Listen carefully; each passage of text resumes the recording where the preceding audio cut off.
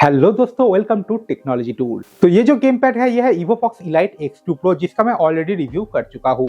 और इसी का एक और कॉम्पिटिटर मार्केट में अवेलेबल है जो कि है कॉस्मिक बाइट का Aries Pro। और दोनों का जो प्राइस और फीचर्स है वो काफी हद तक सिमिलर है। तो आज हम दोनों को कंपेयर करके देखेंगे कि इसमें से कौन सा बेटर है और आपको कौन सा खरीदना चाहिए। तो बिना किसी तरीके चलिए स्टार्ट करते हैं आज का ये वीडियो। तो प्राइस की अगर बात करें तो ये कॉस्मिक बाइट का जो Aries Pro है इसका प्राइस लगभग 2200 से लेके 2300 रुपए में आपको मिल जाएगा, जहाँ पे Elite X2 Pro थोड़ा सा महंगा है, लगभग 25 रुपए में आपको मिलेगा। बॉक्स कंटेंट की बात करें तो दोनों में बॉक्स कंटेंट कुछ हद तक सिमिलर है, जहाँ पे आपको जो गेम पैड है वो देखने को मिलता है, वायरलेस डोंगल देखने को मिलता है, USB type A to type C cable देखने को मिलेगा। बट Elite X2 Pro में दो चीजें एक्स्ट्रा देखने को मिलता है। तो एक है एक्स्ट्रा जॉयस्टिक कैप्स और दूसरा है एक USB एक्सटेंडर। और दोनों में आपको बहुत सारे फीचर सिमिलर देखने को मिलता है। दोनों में ही आपको जीरो ड्रिफ्ट ट्रिगर देखने को मिलता है। इसी के साथ साथ दोनों में ही आपको लाइट्स देखने को मिल जाएगा। दोनों game pad Bluetooth mode, wireless mode और वायर्ड मोड को सपोर्ट करता है। और दोनों गेम में मैक्सिमम आपको 1000 हर्ट्ज का पोलिंग रेट देखने को मिलता है। तो अभी बात करते हैं इसमें क्या क्या डिफरेंस है। तो पहले बात करते हैं इसके डिजाइन एंड बिल्ड क्वालिटी के बारे में।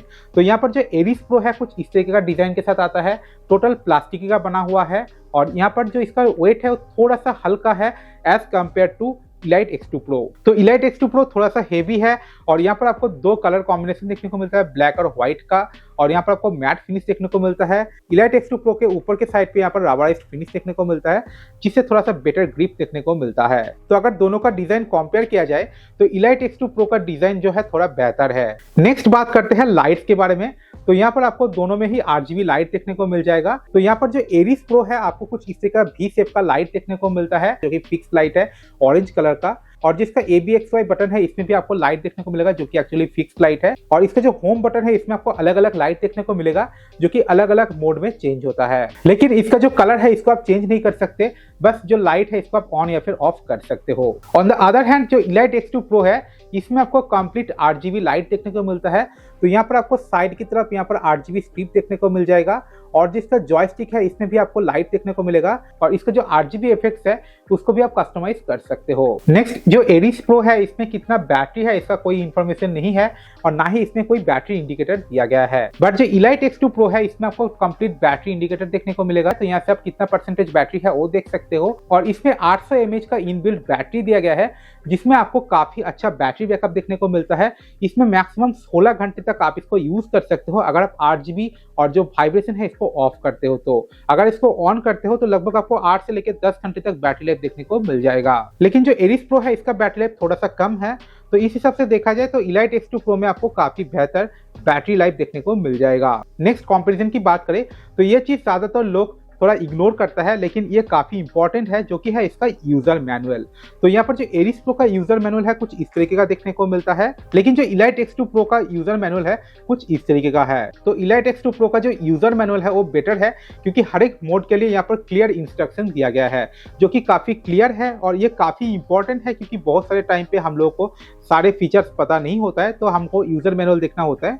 तो दैट केस जो X2 Pro है इसका जो यूजर मैनुअल है काफी क्लियर है। बटन्स क्वालिटी की बात करें तो दोनों का जो बटन्स क्वालिटी है वो अच्छा है। तो दोनों में ही आपको जीरो ड्रिफ्ट जॉयस्टिक देखने को मिलता है। लेकिन यहाँ पर जो Elite X2 Pro है इसमें आपको थोड़ा बेटर बटन्स देखने को मिलता है, क्योंकि इसमें कुछ बटन्स जो है टेक्टाइल फील के साथ आता है। बट Aries Pro में आपको सारे सॉफ्ट बटन देखने को मिलेगा। और Elite X2 Pro में जो जॉयस्टिक है इसका जो कैप है इसको आप चेंज कर सकते हो। तो कुछ ऐसे आप इसको खींच के निकाल सकते हो। उसके बाद जो एक्स्ट्रा कैप इसके साथ दिया गया है, जो कि थोड़ा सा हाइट में ज्यादा है, उसको आप आराम से इसमें लगा सकते हो।